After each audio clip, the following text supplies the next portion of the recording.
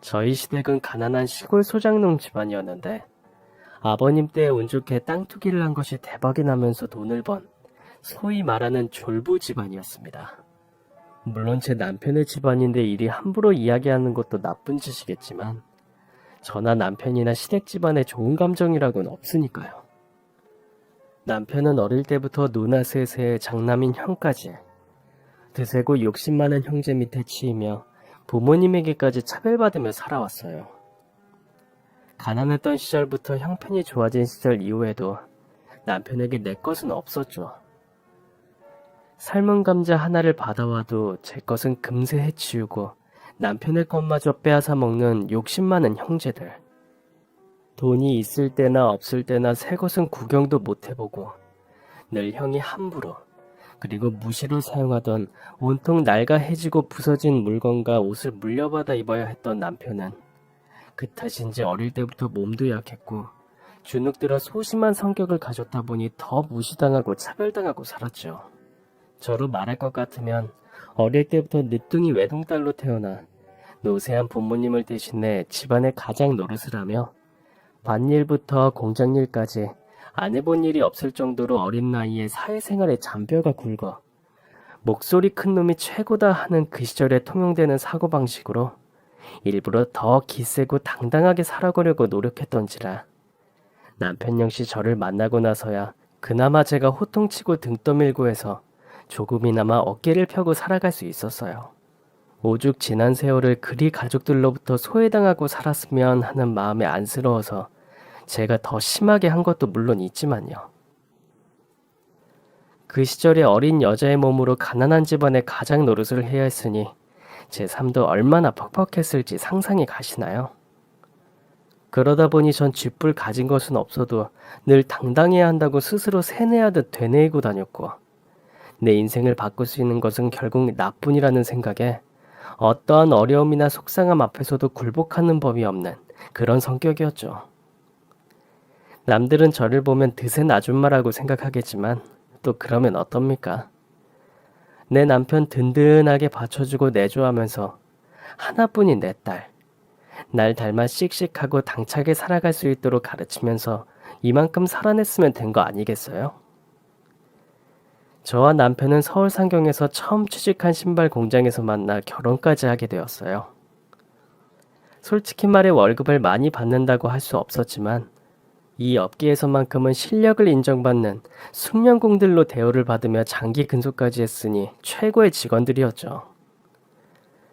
반면 시댁의 다른 식구들은 부동산 투기가 크게 흥한 덕분에 남편과는 비교하기 어려울 정도로 잘 살았습니다.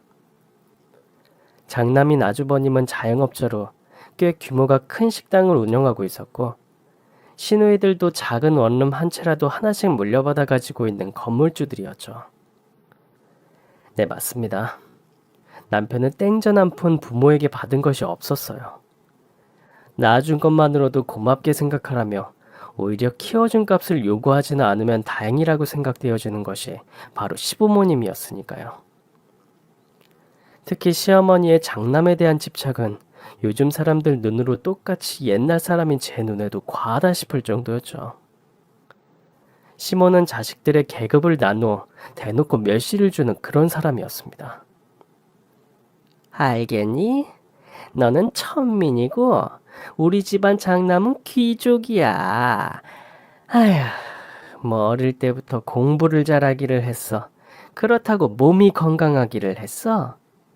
그렇다고 네 형처럼 사업소원이라도 있기를 해?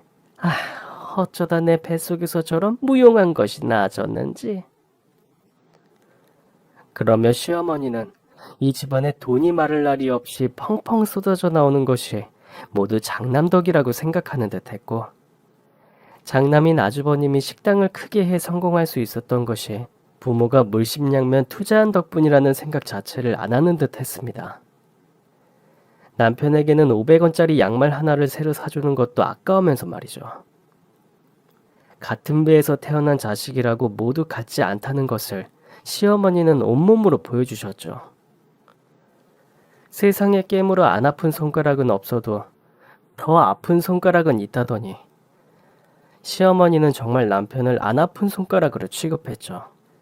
그러니 그 며느리인 저와 손녀인 제 딸의 취급도 불보듯 뻔했겠죠.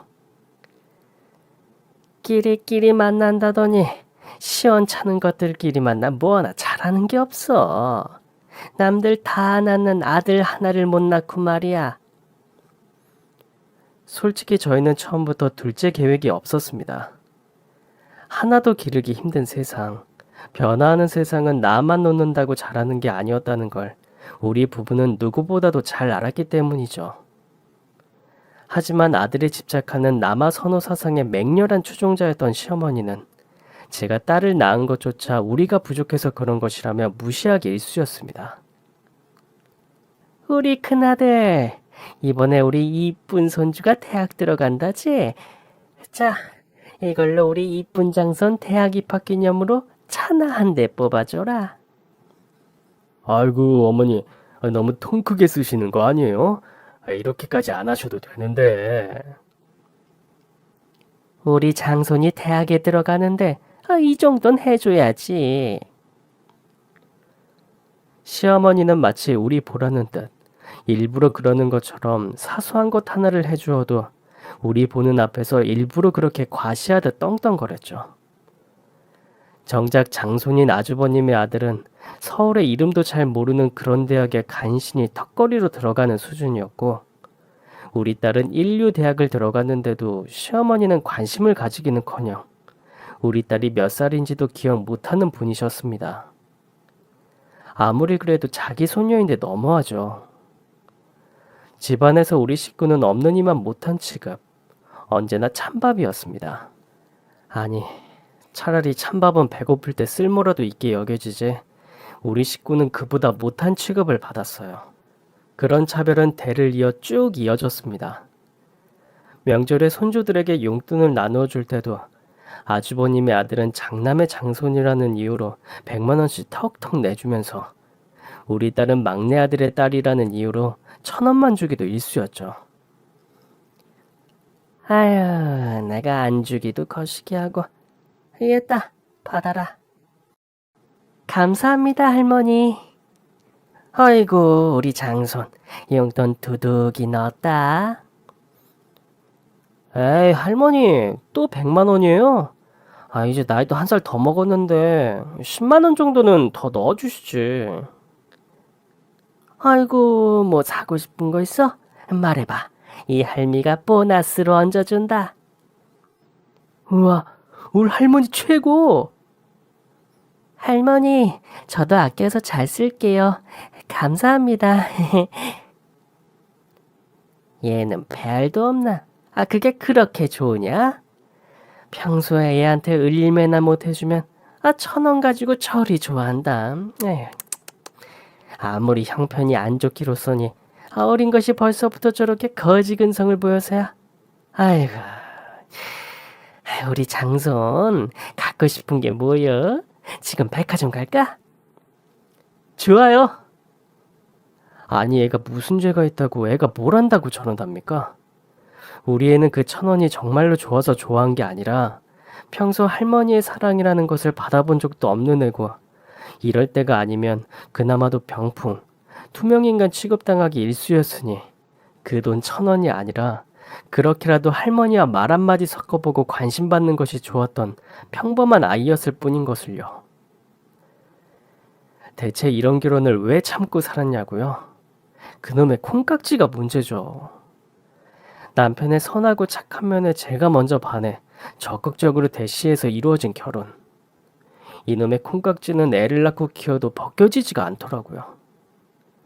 남녀 할 것 없이 얼굴이 잘나면 인물값이라고, 또 못나면 못난 대로 꼴값하는 인간들 천지인 세상에서 능력 없고 소심한 데다 섬세하기까지 한 남편이지만 세상 그 누구보다도 착하고 선한 마음을 가졌다는 것만큼은 제가 보증할 수 있었죠.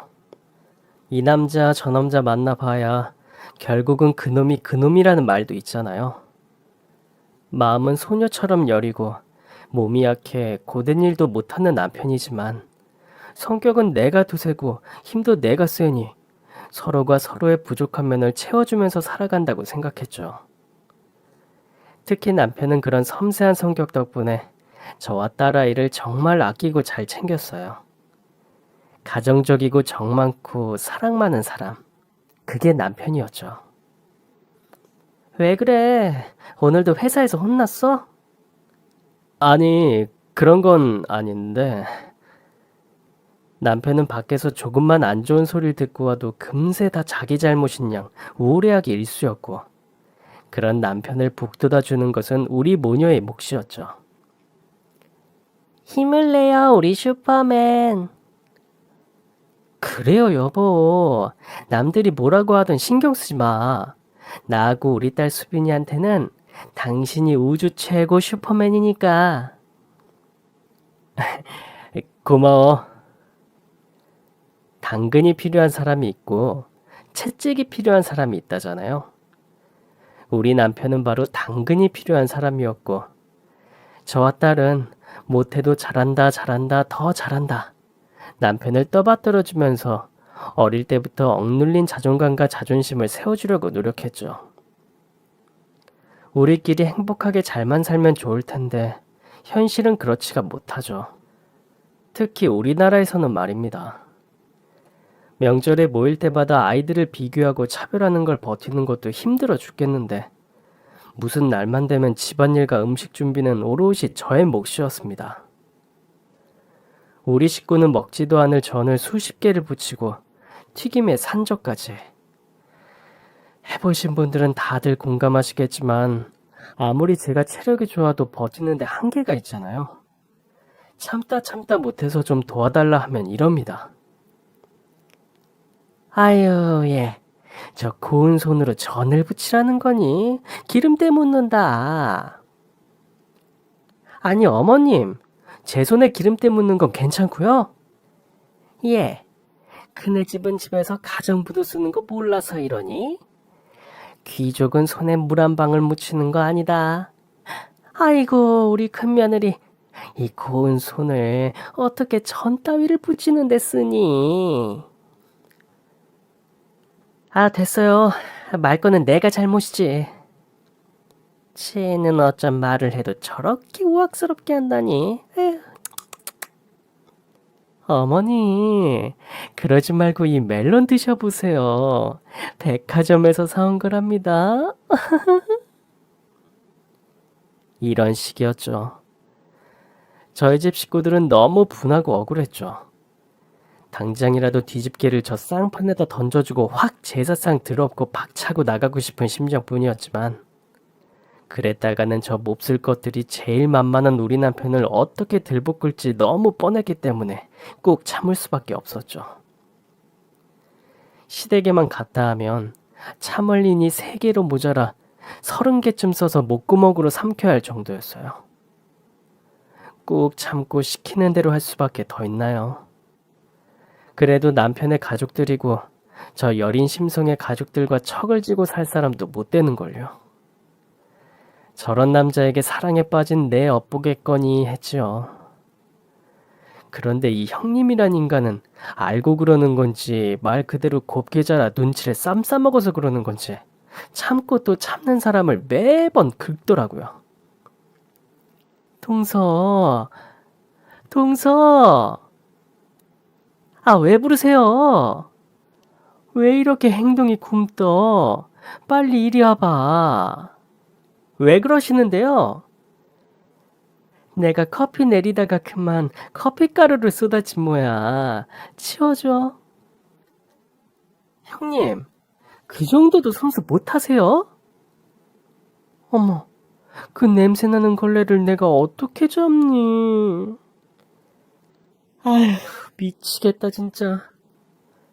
어머, 말 너무 험하게 하는 거 아니야? 형님, 제 손에 뭐 있는 것 같으세요? 그럼 전 형님이 뒤집으실래요? 안 돼. 나 기름 튀는 거 무서워. 아우, 콱. 얼굴을 붙여버리고 싶더랍니다. 어느 날은 이런 적도 있었어요. 음식 다 먹고 뒷정리를 하는데 당연히 이것도 제 몫이었죠. 예, 청소하는데 방해되니까 저쪽으로 가서 누워.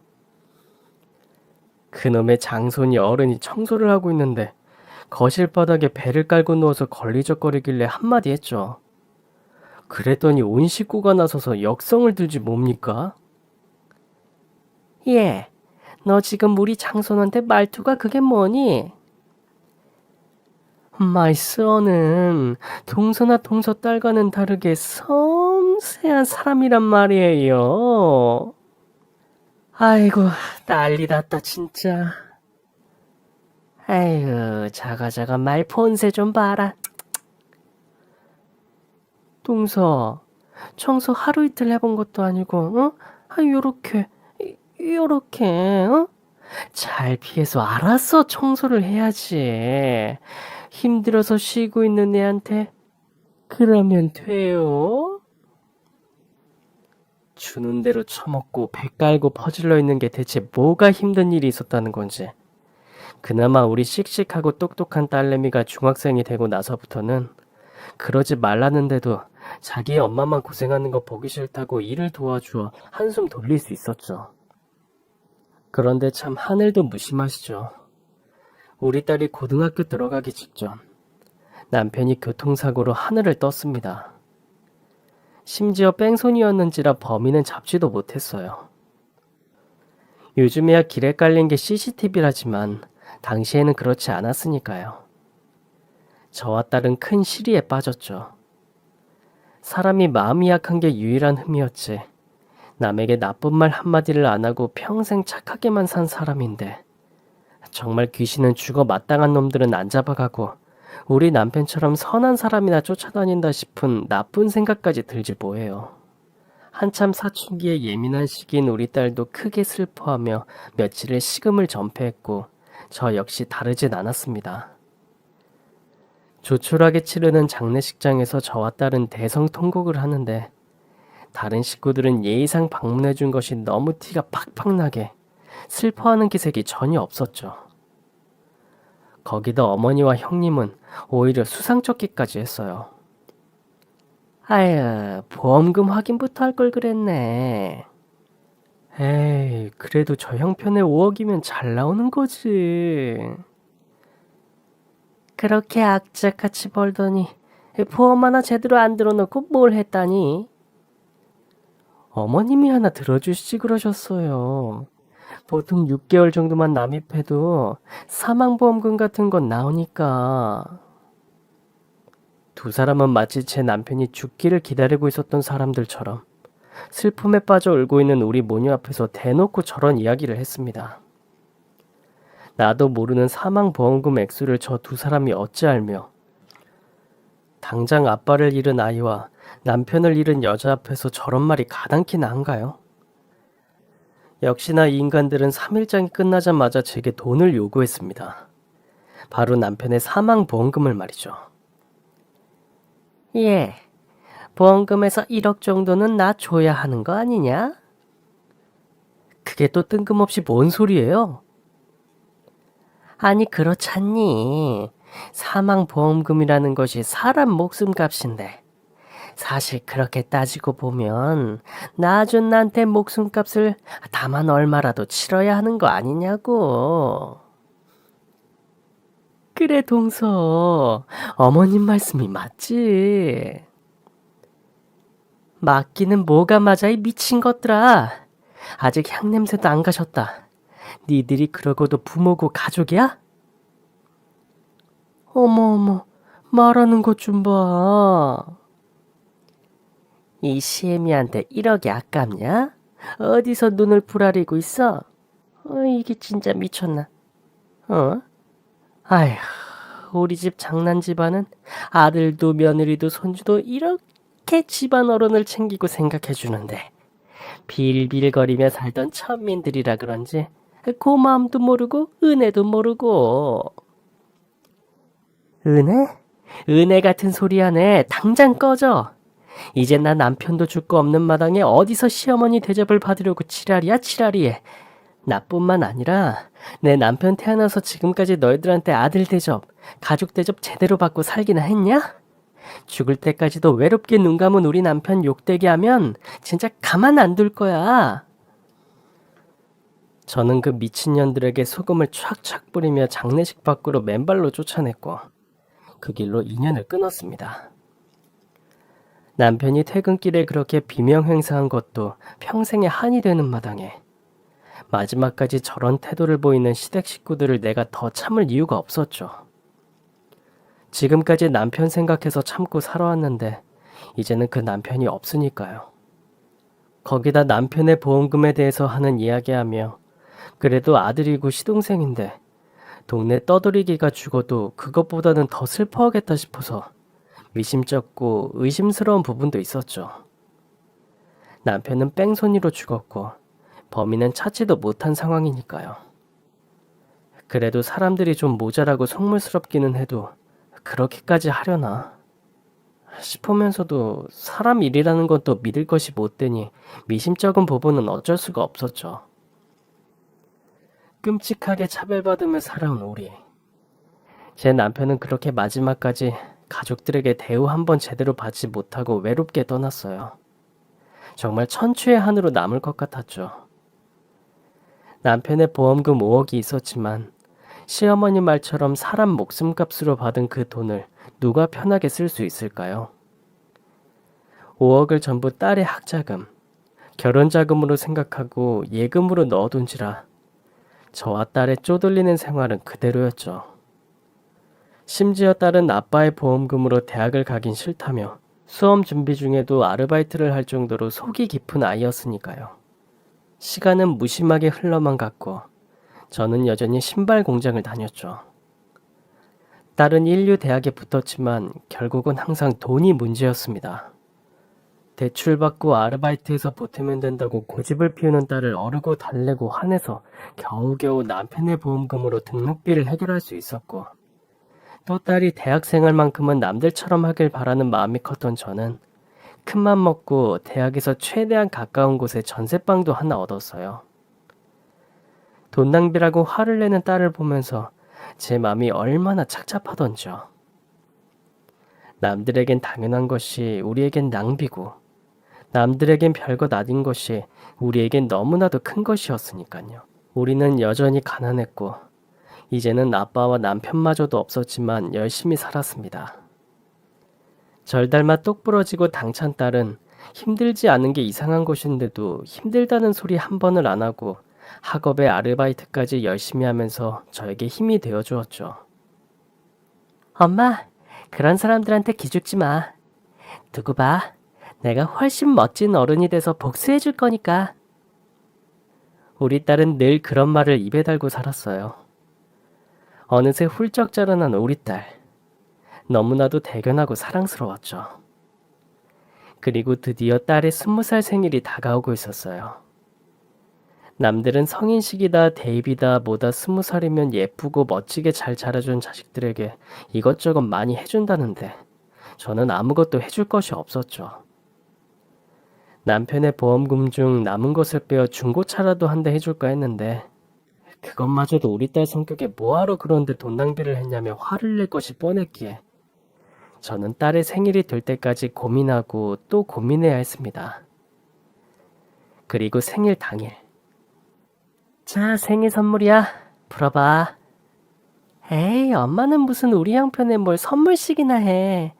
생일은 원래 낳아준 부모님에게 감사드리는 날. 미역국이나 따숩게 같이 끓여 먹으면 됐지. 잔말 말고 풀어봐. 어차피 좋은 거 아니니까. 말을 해도 꼭 그렇게 하더라.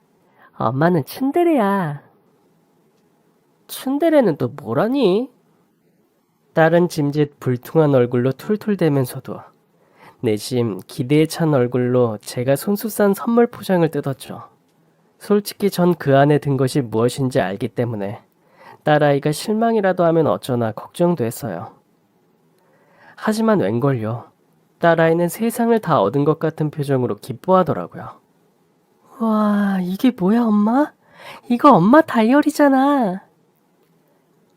그래 맞아. 아직 속지도 넉넉히 남았고 속지는 또 사다 끼우면 되니까.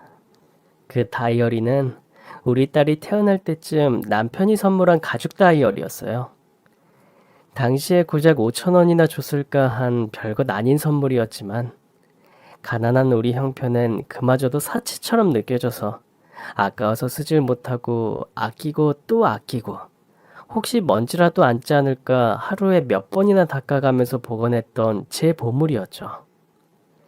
남들은 그깟 다이어리가 무슨 보물식이나 돼서 딸에게까지 물려주느냐 하겠지만 우리 가족이 함께했던 시간들, 좋은 추억들이 짧게나마 모두 기록되어 있는 그 다이어리는 우리 가족의 역사 그 자체였습니다. 삶이 바빠 책 한 권을 읽지 못하는 인생이었지만 그래도 저의 유일한 낙이자 문화생활이었던 게 바로 틈틈이 다이어리를 써나가는 거였으니까요. 너 슬퍼할까봐 다 버린 척했지만 아빠 사진도 있고 네 어린 시절 이야기도 있어.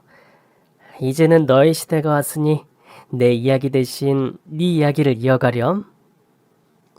엄마, 너무 감동적이야. 엄마가 이런 낭만적인 면도 있다니 사람 다시 봐야겠는데? 나 참 농담은. 말은 그렇게 했지만 딸의 눈가에도 눈물이 한가득 고였죠. 남편은 죽고 시댁 식구들과는 연을 끊었고 시골에 계신 저의 부모님도 일찍 돌아가셨기에 이제 세상에 남은 가족은 저와 딸뿐이었죠. 저는 이제 늙어갈 일만 남은 사람이었지만 딸은 이제 살아가야 할 창창한 인생이 한참이나 남은 새로운 세대이니 우리 가족의 기억을 함께 공유하면서 너만큼은 이 가난을 대물림하지 않았으면 하는 마음도 있었어요. 더 좋은 거 못 줘서 미안해. 그런 말 하지 마, 엄마. 나도 이제 다 컸는데 이젠 내가 돈 많이 벌어서 우리 엄마 호강시켜줄 생각해야지. 우리 딸 참 듬직하고 늠름하죠. 그렇게 우리는 또 우리 나름대로 잘 살아갔어요. 딸은 좋은 대학을 나와 대기업에 취직했고 대학 입학 기념으로 얻었던 전세는 좋은 집주인을 만난 덕분에 딸아이가 대학을 졸업하고 회사에 취직하고 나서도 계속해서 살고 있었죠. 그렇게 5년이 지나고 10년이 지나고 15년이 지났습니다. 스물에 파릇파릇했던 대학 새내기 딸은 어느새 30대 중반의 나이가 되어 잔뼈가 다 굵은 사회인이 되어 있었고 늙어가기만 하는 저는 이제 공장을 다니는 것도 슬슬 몸에 붙이는 나이가 되었죠. 딸은 저에게 이제 그만 일을 그만두고 쉬라 하였지만 어디 또 부모된 입장에서 자식에게 빌부터 짐이 될 수 있나요? 요즘 같은 100세 시대에 살아있다고 다 사는 게 아니니 치매니 암이니 걱정할 것도 많고 딸에게 나중에 짐짝이 되지 않으려면 한 푼이라도 더 모아 늦게나마 노후 준비를 해야 하는 상황이었죠. 근데 너는 결혼은 안 하니? 일하기도 바빠. 아직은 생각 없어. 너 벌써 35인데? 아이, 엄마. 진짜 늙은이 같은 말 할 거야? 나 늙은이 맞는데. 요즘은 다들 결혼 안 하고 독신주의, 비혼주의로 많이들 살아. 그래도 네가 형제가 있는 것도 아니고 친척이 많은 것도 아니고 이 엄마 죽고 나면 너 혼잔데. 엄마는 몸도 건강한 사람이 벌써부터 그런 이야기하면 어떡해. 나 슬프게. 사람이 참 욕심이 끝이 없나 봐요. 이제 좀 어깨 펴고 살만하다 싶으니 우리 딸 좋은 남자 안 만나지나 그런 걱정이 되기 시작했죠. 혹시 딸이 저 때문에 연애도 마음대로 못하는 건 아닌가 싶기도 하고요. 사실 대학 다닐 때도 남들 다 가는 여행 한 번을 못 가고 방학 중에도 학비 때문에 아르바이트만 해야 했던 우리 딸의 고생을 제가 왜 모릅니까? 그렇게 가난 대물림 해주지 말자고 하나만 낳은 건데 그 하나도 제대로 키워주질 못했으니 부모가 죄인이죠. 저의 그런 부채감을 알고 있었던 딸은 일부러 더 과장되고 씩씩하게 살아가는 모습을 보여주고자 노력했고 저는 그럴 때마다 가슴 한편이 아려왔습니다. 아무리 세월이 지나도 잊히지 않는 한이라는 것이 있죠. 저에게는 시댁이 그런 존재였습니다. 남편의 죽음 이후 장례식장에서 문정박대한 뒤로 그들은 더 이상 연락도 없었고 손녀가 잘 살고 있는지조차 궁금해하지 않더군요. 물론 서로 잊고 각자 사는 게 우리에게도 득이겠지만 그래도 며느리였던 나야 그렇다 쳐도 딸내미는 자기들 피가 섞인 같은 집안 자식이고 손주인데 죽었는지 살았는지 궁금해하지도 않나. 그런 원망도 들었고 마지막까지 남편의 보험금 이야기만 하며 수상쩍게 굴었던 것도 계속 마음에 걸렸죠. 뺑소니범은 결국 잡지 못했고 공소시효조차 지나 이젠 잡아도 처벌할 수 없게 되었으니까요. 남편의 마지막 유언조차 못 듣고 그 추운 길바닥에서 비명 행사로 보내야 했던 아내의 마음. 그렇게 상처만 쓸어안고 살아야 했던 두 모녀의 삶은 그나마 딸이 좋은 직장에 취업해 노력하고 살아준 덕분에 조금이나마 편한 듯 했어요. 딸의 목표는 결혼이나 연애 같은 게 아니라 돈을 열심히 모아 아파트 한 채를 사서 저와 함께 사는 것이었죠. 딸이 누릴 수 있는 많은 것들을 내가 빼앗아가는 것은 아닌가 하는 그런 죄책감이 들던 어느 날이었어요. 엄마, 이게 뭐야? 어? 헐레벌떡 방 밖으로 나와 낡은 종이를 들고 달려왔어요. 다른 손에는 다이어리가 들려 있었죠. 아이고, 그걸 아직도 가지고 있었어? 보자. 한 15년이나 됐으려나? 이젠 돈도 많이 버는데 새로 좋은 거 하나 사지 그랬어. 요즘은 다이어리도 엄청 예쁘고 반짝반짝한 거 많이 나오더만. 아니, 그게 중요한 게 아니라니까. 내가 속지를 다 써서 좀 갈아 끼우려고 했는데 맨 뒷장 커버에 이런 게 끼어 있었어. 이거 아빠 사인인 것 같은데. 엄마, 이게 뭔지 알아? 글쎄다. 나도 잘 모르겠네. 보자. 이 돋보기 안경이 어디 있더라? 이렇다니까 이제 이 나이가 되면 머리도 깜빡깜빡, 몸도 깜빡깜빡. 전 그래봐야 뭐 별거 있겠나 싶어서 느릿느릿 돋보기 안경을 찾아다가 두세 장 남짓한 서류 뭉치를 들여다봤죠. 주식, 양수 계약서? 이게 뭔지 알아? 아빠가 주식 같은 것도 했었어? 글쎄, 내가 기억을 좀 더듬어 봐야겠는데. 계약서의 날짜는 무려 30년 전. 그러니까 우리 딸이 깜깜 어렸던 유치원 생일 때의 것이었습니다. 전 이런 것을 남편에게 받아 복원한 기억이 영 가물가물해서 한참을 머리를 싸매고 끙끙댔는데 아차, 무언가 불현듯 떠오르는 것이 있더라고요. 맞아. 최 사장.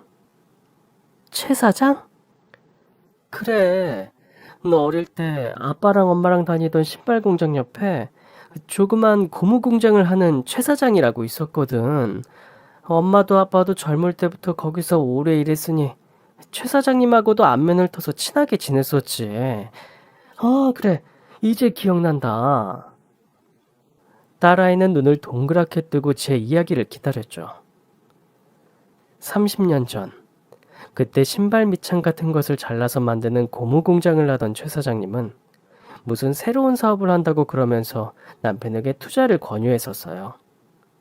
신발 브랜드 사업이었나? 아무튼 그랬죠. 저나 남편이나 그런 것에는 완전히 문외한이다 보니 계속해서 망설였지만 최 사장님이 남 사기칠 사람도 아닌데다가 사업 초기에 투자금이 많이 부족한 상황이라 오죽하면 우리 같은 사람들한테까지 권유를 하겠나 싶어 이 은혜 잊지 않겠다는 최 사장님의 말을 믿고 당시 돈으로 1,000만 원인가 3,000만 원인가 집 사려고 모아두었던 돈을 전부 투자했죠.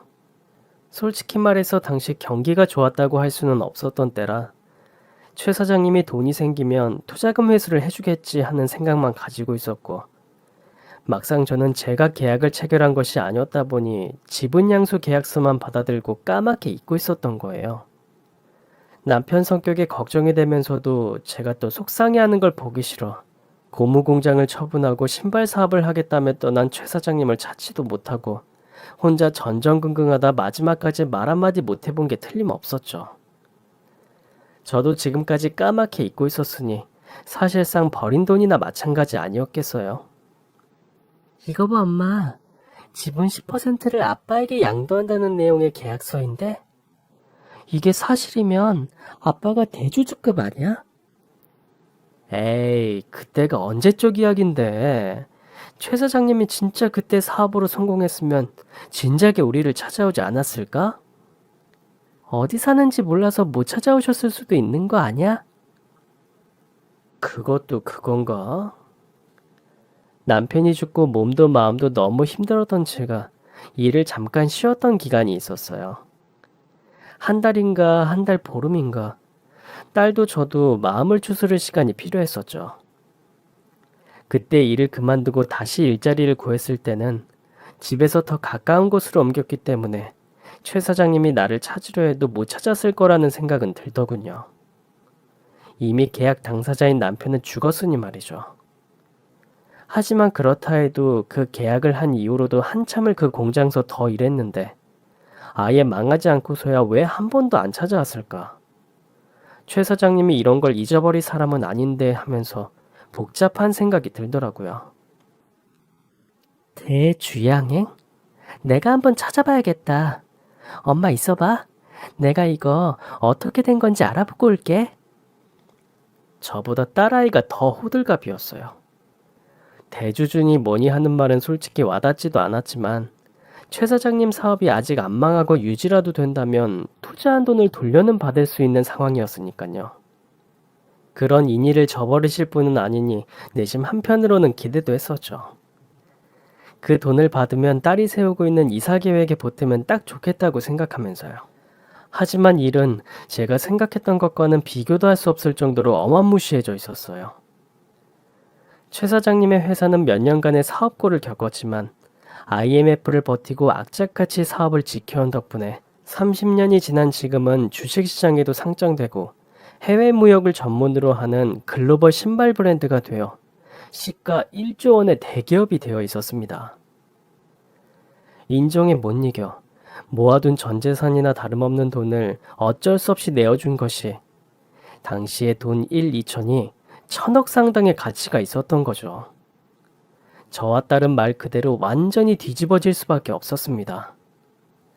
10%의 지분을 가진 30여 년 전 신발공 부부가 나타났다는 소식에 최 사장님의 아들이 부랴부랴 저를 찾았어요. 왜 이제야 연락을 주세요? 저희 아버지께서 사모님과 사장님을 얼마나 찾았는데. 그럼 최 사장님은 3년 전에 돌아가셨어요. 아버지 회사는 제가 물려받았고요. 아버지께서 그 어렵던 시절에 묻지도 따지지도 않고 자신을 위해 전 재산을 투자한 은인 덕분에 이렇게 성공할 수 있었다면서 계속해서 두 분을 찾고 계셨어요. 결국은 어디로 가셨는지 소식을 들을 수가 없었지만 조금만 더 빨리 와주셨으면 좋았을 텐데. 그런데 사장님은 어디 계시죠? 제가 사장님께도 감사 인사를 드려야 하는데. 우리의 아빠는 이미 15년 전에 먼저 갔어요. 처음 만나는 최 사장님의 아드님과 저는 이런저런 이야기를 나누었죠.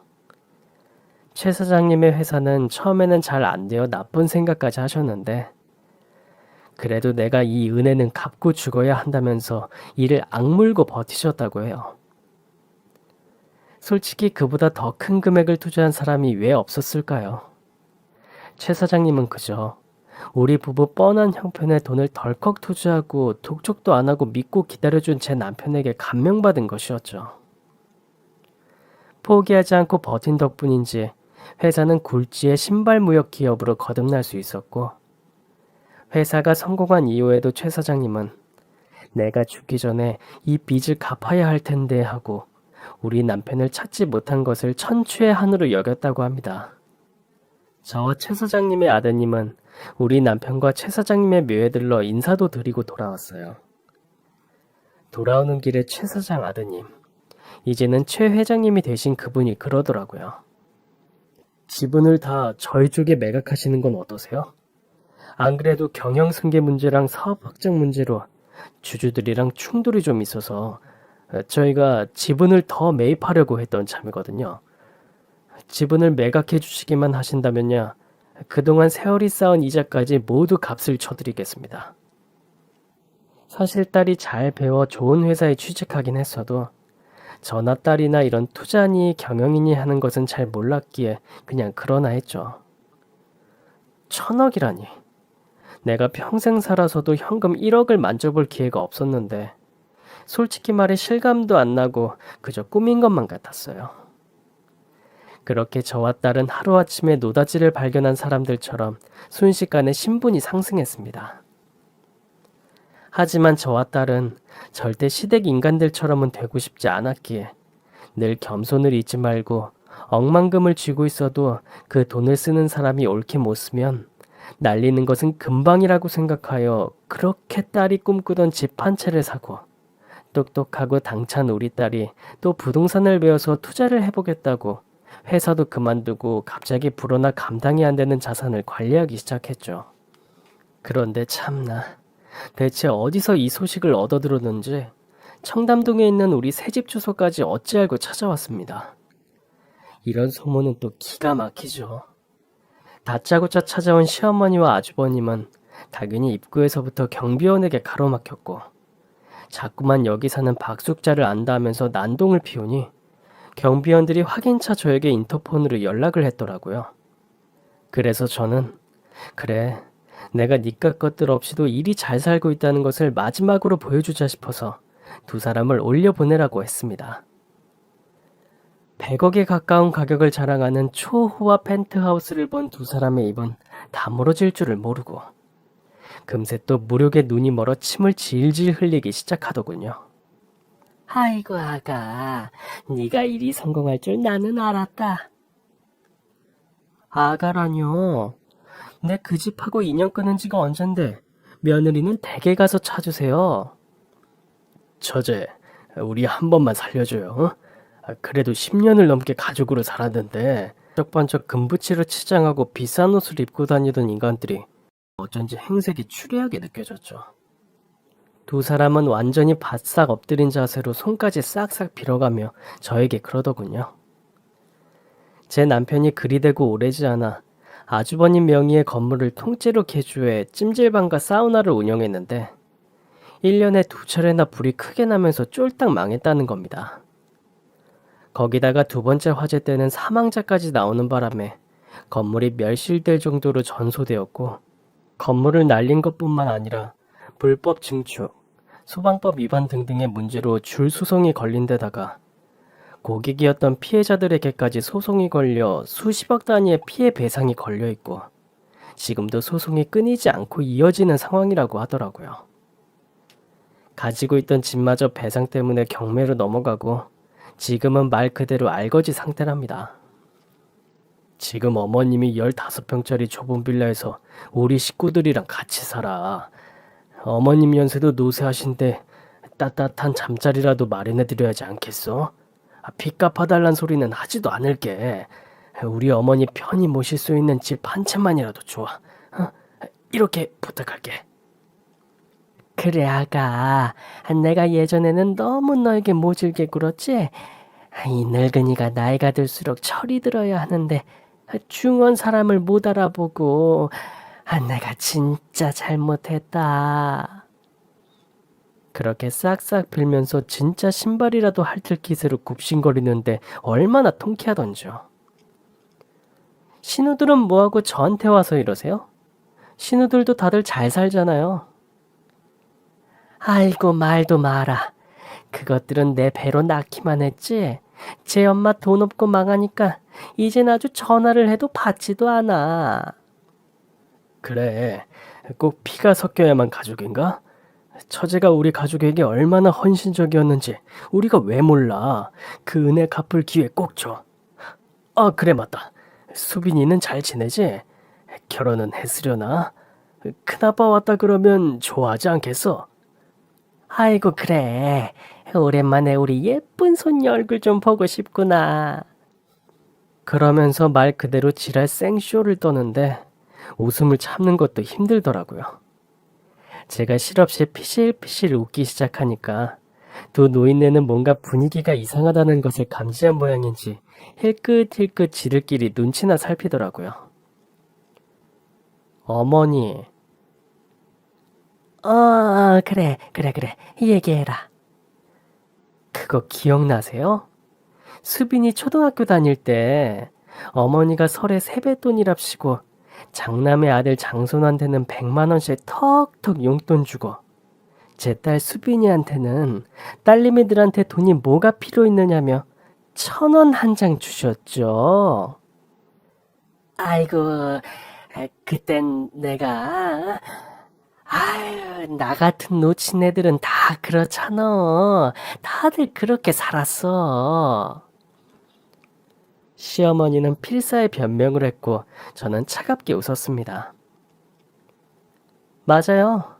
다들 그렇게 살았죠. 그래서 사람은 고쳐 쓰는 게 아니랍니다. 뭐라고? 저는 그렇게 말하고는 가방에서 현금을 꺼냈어요. 그 시절 우리 딸이 받았던 모멸의 값어치만큼 딱 그 값어치만큼 되돌려주고 싶었거든요. 10,000원짜리로 100장, 현금 100만 원을 꺼낸 저는 시어머니의 손에 그 돈을 꼭 쥐어주었죠.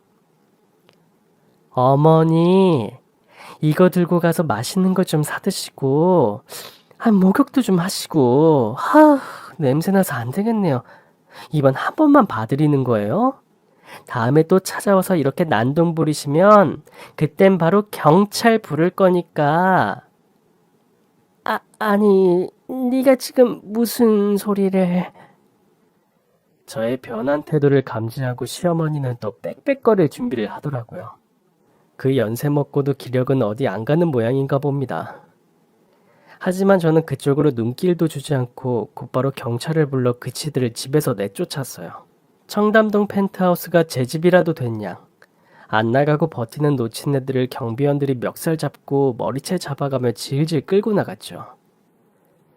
그 후로도 틈만 나면 몇 번인가 로비로 찾아왔지만 저나 딸의 머리 꼭지도 보지 못하고 끌려 나가기만을 반복하고 있습니다. 마음이 여리고 정이 많아 남의 부탁을 거절 못해 전 재산이나 다름없는 돈을 투자했던 것이 이렇게 큰 복이 되어 돌아올 줄 누가 상상이나 했을까요? 시어머니네와 아주버님도 그렇습니다. 신우들도 저에게 못되게 군 적도 물론 있었지만 지독한 장남선우 사상에 찌던 어머니가 어린 시절부터 누이들을 또 얼마나 차별했을지 안 봐도 비디오 아닌가요? 마음쓰기를 그렇게 고약하게 쓰고 다니니 말년의 자식들, 가족들에게도 버림받는 처지가 되는 것은 당연한 거 아닌가 말이에요. 아마 그 인간들은 지금 본인들이 그리 추락하여 구질구질하게 사는 것이 본인들 탓이라고는 생각도 못하겠지만요. 요즘은 어찌 지내느냐고요? 우리 딸은 평생 펑펑 써도 못 벌 돈이 생긴 것에 만족하지 않고 부동산 중개사 자격증까지 따서 본격적으로 부동산 투자에 발을 들였어요. 솔직히 아는 것도 배운 것도 없는 저 같은 옛날 노친네야 돈이 돈을 굴린다 하고만 생각하니 똑똑하고 잘 배운 우리 딸이 투자하고 돈 버는 것을 보면 그저 신기하기만 할 정도지요. 엄마, 준비 안 하고 뭐해? 지금 간다가. 그게 뭐야? 최서방이 사준 가방은 어쩌고? 아이고, 맞다. 내가 또 깜빡했네. 자꾸 그러니까 최서방이 섭섭해하지. 근데 난 아직도 이렇게 비싼 가방 적응이 안 돼. 무슨 그런 소리가 다 있어. 빨리 준비해. 네. 그때 인연을 계기로 저의 딸과 최 사장님의 아들, 그러니까 지금 대주양행의 젊은 회장님의 연이다 결혼 이야기가 오가고 있어요.